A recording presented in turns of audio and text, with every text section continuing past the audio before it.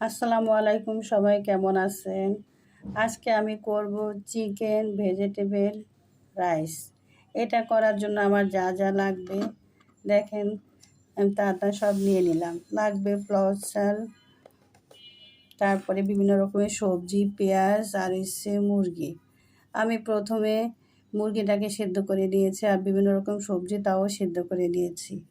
এখন চুলাতে প্যান বসে তাতে পরিমাণ মতো তেল দিয়ে দিলাম আর দিয়ে দিলাম পেঁয়াজ আর কাঁচামরিচ দিয়ে তার মধ্যে আমি দিয়ে দিলাম সেদ্ধ করা মুরগিটা আর সয়া সস দিয়ে দিলাম 1 কাপ আর মুরগি মশলাও দিয়ে দিলাম আর পরিমাণ মতো লবণ দিয়ে দিলাম। দিয়ে আমি কিছুক্ষণ নাড়াচাড়া করবো এই মশলাটা।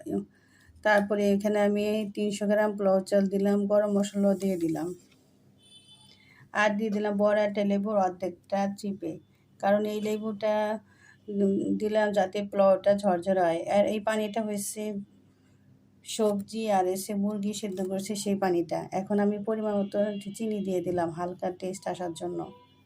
এখন আমি দিয়ে দিলাম সবজিটা দিয়ে দিছি। সবজিটা দিয়ে আমাকে খুবই আস্তে নাড়াচাড়া করতে হবে, খুব বেশি নাড়াচাড়া করলে সবজি ভেঙে যাওয়ার সম্ভাবনা আছে। এই যে দেখেন আমার চিকেন ভেজিটেবল রাইসটা হয়ে গেছে। দেখেন আমার সবজি মাংস সব কিছু ঠিক আছে, পোলাওটাও ঝরঝরা হয়েছে। এখন আমি একটা বড় ডিশে খাবারটাকে বেড়ে নেব।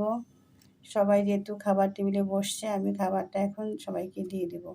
এই যে সবাই খেতে বসছে, আমিও বসলাম। দেখেন আমার সবজিগুলো একদমই ঠিকঠাক আসছে। দেখেন আর এই রাইসটা দেখতেও বেশ ভালো লাগতেছে আর খেতেও বেশ মজা হয়েছে।